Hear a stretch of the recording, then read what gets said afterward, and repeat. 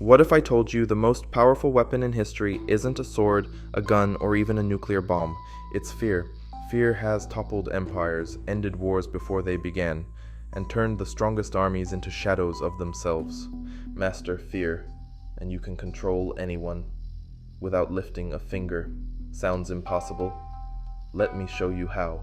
Wars aren't just fought with weapons, they're fought with minds. The battlefield isn't always physical. It's psychological. Sun Tzu knew this over 2,000 years ago when he wrote The Art of War.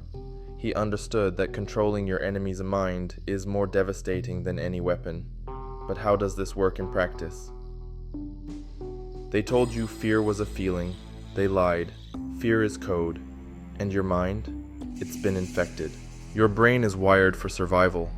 When it senses danger, it floods with adrenaline, shuts down reason, and forces you into reaction mode. That's not strength, that's a glitch, and it's being exploited. Every warrior faces fear. The difference is how they use it. You don't eliminate fear, you rewrite it, you face it head on, you dissect it, you turn it into focus, into strategy, into power. Here's your first order. Write your fear. The worst case scenario. Every detail, every sensation. Own it, then repeat it, again and again, until it loses its power over you. Finally, live it. Confront the very thing that terrifies you, and watch it shrink. The enemy wants you paralyzed, scrolling, and terrified. They want you trapped in a loop of anxiety and doubt. Your weapon is simple. Choose what you consume. Choose what you believe. Choose how you react. Rewrite the code of your own mind. Fear is their weapon. Your mind is your battlefield. Are you ready to take control?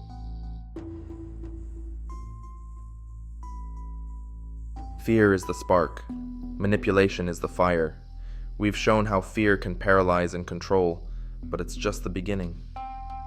Real power comes from manipulating those fears, bending them to your will. Whether it's governments preying on public anxieties or your boss exploiting your fear of losing your job, the game is always the same. Weaponize fear, then manipulate the outcome. War isn't just about bullets and bombs. It's about exploiting the enemy's fears. Demoralization, propaganda, deception. These are the weapons that win wars before a single shot is fired.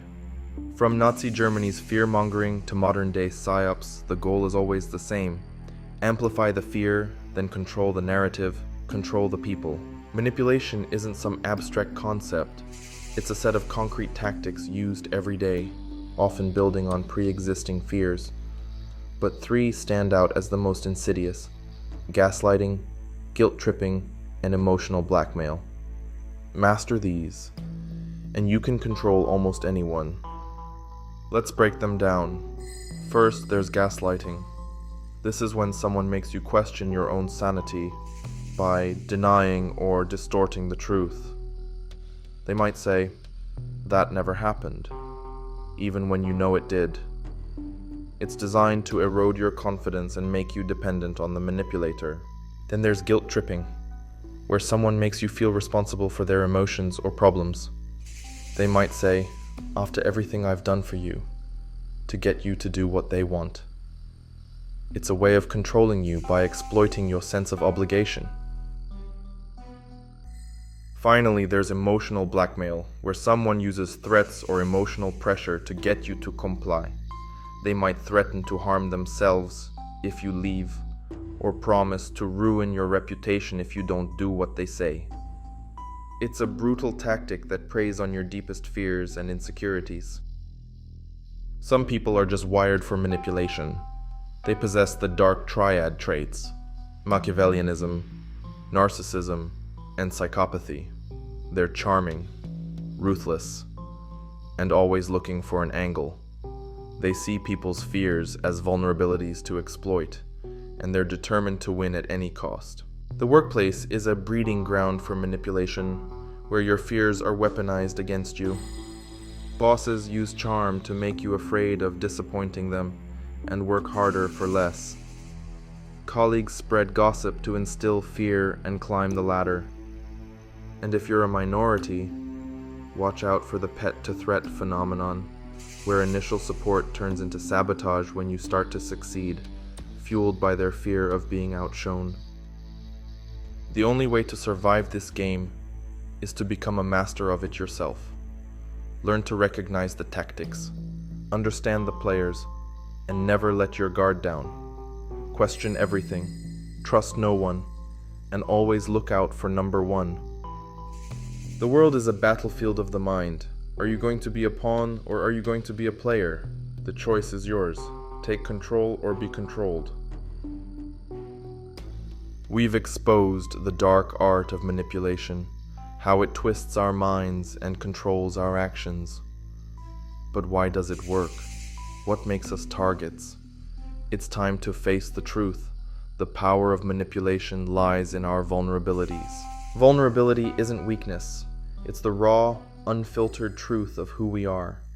It's our fears, our insecurities, our needs, our desires. It's what makes us human, but it's also what makes us targets. Manipulators are experts at spotting vulnerability. They look for the cracks in our armor, the insecurities we try to hide, the fears we try to suppress. They use these vulnerabilities against us, turning our strengths into weaknesses. We all have vulnerabilities, but some are more easily exploited than others. Low self-esteem, fear of rejection, a need for approval, past trauma, empathy, loneliness. These are the weaknesses that manipulators target. They know that by exploiting these vulnerabilities, they can gain control. Manipulation works by exploiting our vulnerabilities. Gaslighting preys on our fear of being wrong. Guilt-tripping exploits our empathy. And emotional blackmail weaponizes our fear of loss. The result? We become trapped in a cycle of manipulation, constantly sacrificing our own needs to appease the manipulator. The good news is you can protect yourself. You can build resilience by addressing your vulnerabilities and learning to recognize manipulation tactics. It's not about becoming invulnerable. It's about building a strong foundation of self-awareness, self-compassion, boundaries, and assertiveness. You have the power to take back control. By understanding your vulnerabilities and building your inner strength, you can become immune to manipulation. You can create a life where you're in charge of your own decisions, your own emotions, and your own destiny. The world is full of manipulators, but you don't have to be a victim.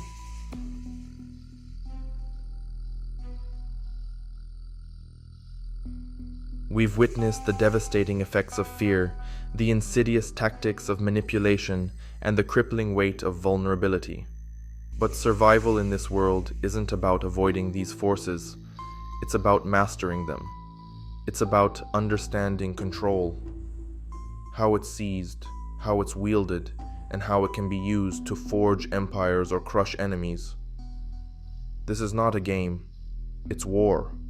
Control is the ability to influence outcomes, to direct the actions of others, and to shape the course of events. It's the foundation of domination, the key to survival, and the ultimate weapon in the hands of those who seek power. Without control, you are a pawn in someone else's game. With it, you are a force to be reckoned with. Control isn't always about brute force. It's often about subtle manipulation. It's about creating a dependency, isolating you from your support network, and eroding your self-esteem. These tactics are insidious because they're often disguised as caring or concern. For example, you might experience the guilt trip, where your partner constantly reminds you of sacrifices they've made for you, making you feel obligated to comply with their demands. Or perhaps you're subjected to the silent treatment, where your boss withholds affection or praise as a way to punish you for not meeting their expectations. You might even encounter the jealous guard, where your partner questions your friendships with people of the opposite sex, accusing you of flirting or infidelity. And then, there's the critic, whose constant criticism of your appearance, your choices, or your actions slowly erodes your self-confidence. These subtle tactics can leave lasting scars, often making it difficult to see the manipulation for what it is until it's too late. Recognizing these signs is crucial for reclaiming your power and breaking free from the cycle of control. The first step to breaking free from control is recognizing the red flags. Be wary of anyone who tries to isolate you, constantly criticizes you, or makes you feel guilty for asserting your needs. Trust your gut. If something feels wrong, it probably is. Some key warning signs to watch out for include isolation, where you're being cut off from friends and family. There's also jealousy, characterized by excessive possessiveness and accusations. Constant criticism is another red flag, where you're being belittled and undermined. Withholding affection, being punished with silence or coldness, is also a telltale sign. And finally, beware of financial abuse, where you're being controlled through money. Taking back control requires a strategic plan and unwavering resolve. It's about reclaiming your autonomy, and that starts with specific actions. First, set clear boundaries. Decide what you will and will not tolerate, and communicate those limits to others. Next, assert your needs. Communicate your desires clearly and confidently. Don't expect others to read your mind. Make your voice heard. Then, seek support. Connect with friends, family, or a therapist. You don't have to fight this battle alone. Also, make independent decisions. Trust your own judgment and refuse to be pressured by others. It's your life. Live it on your own terms. And finally, learn to say no.